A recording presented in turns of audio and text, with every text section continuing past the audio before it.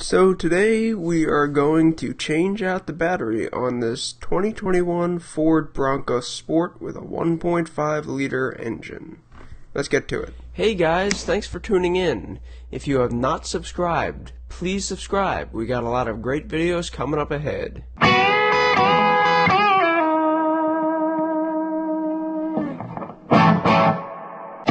So to begin with, I'm just going to tell you what tools you need to get this job done.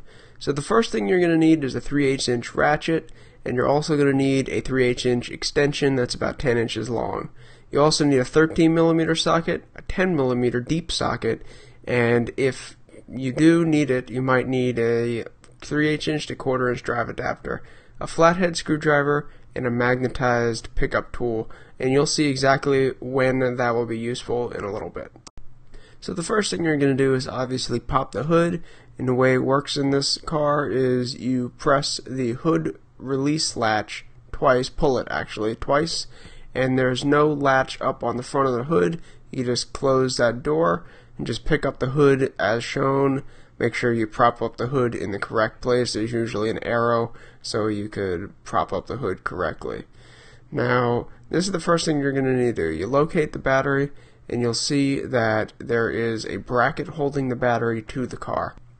In order to take off that bracket, you'll use a 10mm deep socket, and you'll take off the two nuts holding it down. There's one up top here, which is nice and easy to get to, and then the next one you're going to need that long extension in order to get to, and you'll see that in 1 second. Once you get these off, make sure not to lose these. It's very easy to drop things in your engine. And here you go, you slip down that long extension down into between the battery and the fuse box, and you'll be able to zip off the next nut. And in order to get that off without dropping it, because your hands are probably going to be too big, I used a little magnetic pickup tool so I can take that little nut off very easily without the risk of dropping it into the engine and having to search for it, which is sometimes not very fun. So there you go. Next, you'll just slip off the bracket, which comes off very easy at that point. And next, we will move on to just taking off the battery terminals. So the first one we'll take off is the negative there, and that uses the 10mm socket as well. So you just zip that off there. You don't need to take this bolt or this nut necessarily off, you just need to loosen it. Once you loosen it, you could kind of wiggle the terminal off of the battery and zip it off to the side. Now there's also a bunch of wires attached, and this is just a little cable plug. You press in the little pin there, and that plug will come off, and you could take that negative battery lead and move it right out of the way. Now the next thing you're going to do is you're going to deal with the positive side. Now the positive side has a little cover, and then you'll take a 13mm socket and take off this positive cable off of the terminal setup. And that's just so you could remove this positive terminal that drapes over the top of the battery and kind of gets into the way if you're trying to remove the battery and such. So that just removes it, gets it out of the way, you tuck it up out of the way, and the next thing you're going to do is obviously take off the 10mm bolt from the terminal. Obviously just loosen it, don't take it all the way off, and just slip it off of the battery terminal. Now it might be a little hard because there's a lot of tension in this cable, but they give you just enough cable in order to just wiggle it right off of the terminal. So there you go. Next, what you're going to need to do is not just lift out the battery, you're going to need to take off the entire air box from the car in order to slip the battery out. And I'll show you why in just a second. But the first thing you're going to do is loosen the clamp from the silicone hose that goes to the air box. And you're going to undo the air box clips and pop off the cover of this air box, which is not very hard. And once it's off, you'll be able to just take off the air filter from the air box, and also make sure that there's no debris or anything in there, and this is a good time to check your engine air filter to see if it needs to be changed. I have a video on that, and I'll link that in the description. Also, I have a card up above. So next, we're just going to take off these little plastic pins, these little plugs that help hold these plastic pieces in, and this is to take off the entire air manifold.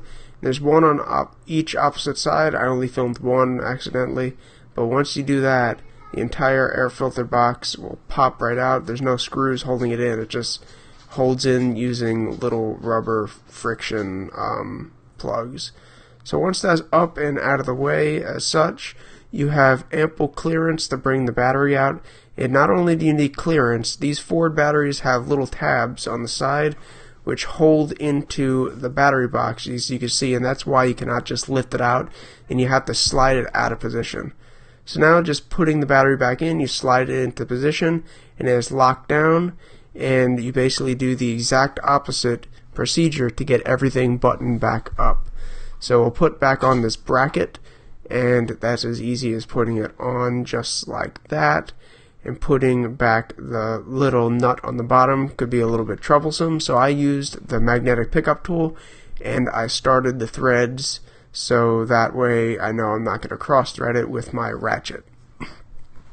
So that's the bottom one. Now on to the top one. Once that one is tightened up, you just take your 10mm socket and of course zip back on the top nut, and that bracket will be held in place very nicely. And I just wanted to take the time to mention that the parts and any of the tools will be listed in the description. They'll be listed for your convenience, and also if you need to pick anything up on Amazon or such, I'll let you know and put it in the description. So here we are just tightening up this bracket, and once this bracket is tightened up, the battery's not going anywhere. And then obviously, since this is the exact reverse of what we just did to take everything apart, we're going to go ahead and put this positive terminal back in place. We are going to pretty much zip it down with that little 10mm socket right there, which only takes a split second. Next, we're going to take the lead that we took off and put it back on with that 13mm socket and that 13mm bolt, which goes right there. Make sure you pop back in any little plastic tabs that you might have had to pull off in order to get the cables out. But anyways, you zip back on this 13mm bolt, and then we can move on to the negative terminal once this is all buttoned up. Now that we popped back on that cover, we can put this air box back in place. Now there's three little rubber holder type things that are mounted onto the engine bay compartment. Those will pop in there. Then the air manifold intake pops in with those two little tabs into the air box. And once you get everything lined up, it just pops into place very nice and easily, as you can see, just like this.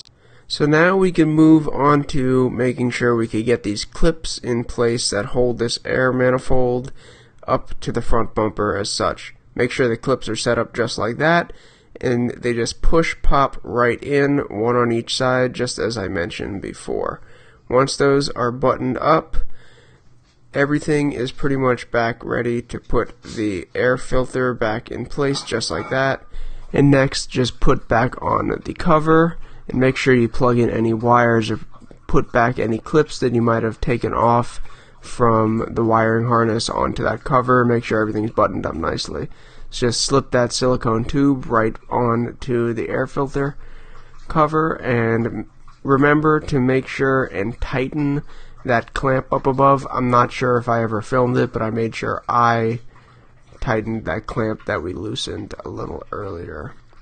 Now, as I said, make sure all the little wiring harnesses are in place, because otherwise your car will throw an error at you if any of these are unplugged, and then you'll be quite surprised that you don't know what happened. So anyways, we're tightening up this negative terminal. This is the last thing we ever have to do, and then this job is done. Plug in the last little pigtail right there, and now it's ready to go. Everything should be good. If anything, just make sure that check all your connections, make sure everything's nice and tight and tidied up, and everything is good. I just want to stress the importance of making sure that any nuts that you put onto bolts, you hand tighten first and not use a ratchet to protect against cross threading. Also, there is a product that you could put on the battery terminals to make sure they don't get corroded and they're not hard to take off in the future. I never used it, but I will link it in the description, of course. So, thank you guys for watching this video. I really hope it helped you guys out. And if you can, please give this video a thumbs up and leave a comment down below with any thoughts or suggestions you may have. And if you want to see more content like this in the future, please subscribe. It really helps out my channel a lot. Thank you.